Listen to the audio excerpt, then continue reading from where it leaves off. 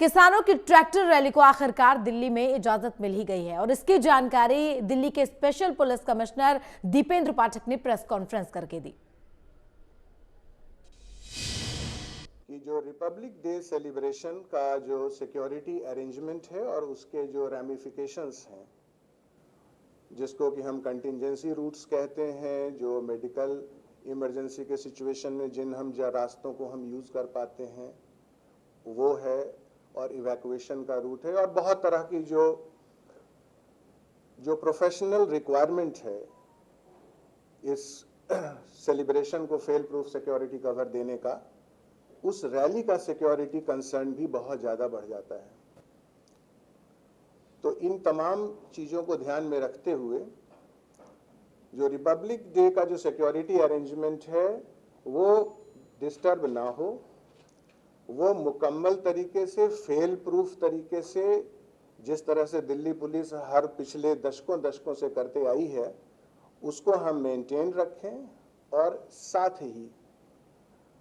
जो किसानों का, जो फार्मर्स का, संयुक्त किसान मोर्चा का, उनकी जो इच्छा ट्रैक्टर रैली के रूप में दिल्ली में आकर उसे निकालने की थी, उसको रेस्पेक्ट करते हुए दिल्ली के 3 जगहों से, जहां पर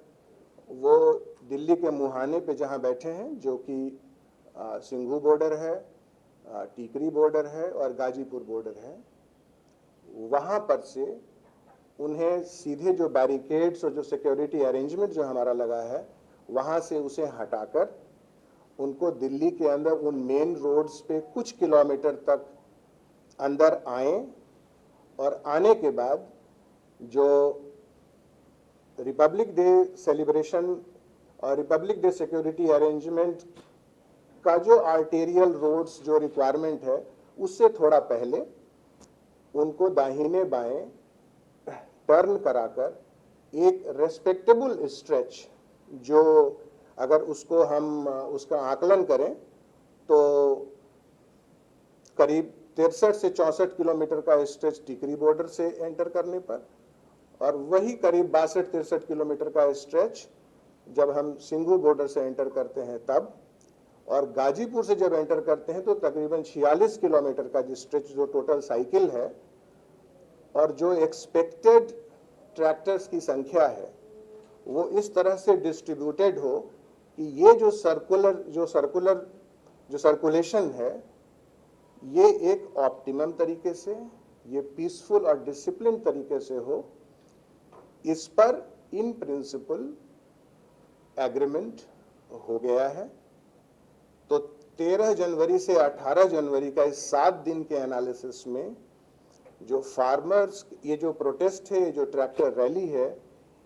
इसको डिस्टर्ब करने के लिए या इसमें एक सेंसेशन पैदा करने के लिए या इसको डिस्टर्ब करने के लिए, इसमें जितने जो लोग इससे जुड़े हुए हैं उनके मन में एक भ्रम पैदा करने के लिए 308 ट्विटर हैंडल पाकिस्तान से जनरेट हुए हैं, और वो कॉन्टिन्यूअस इस पर काम कर रहे हैं ताकि एक कंफ्यूजन की स्थिति पैदा हो, एक वैमनस्यता की स्थिति पैदा हो।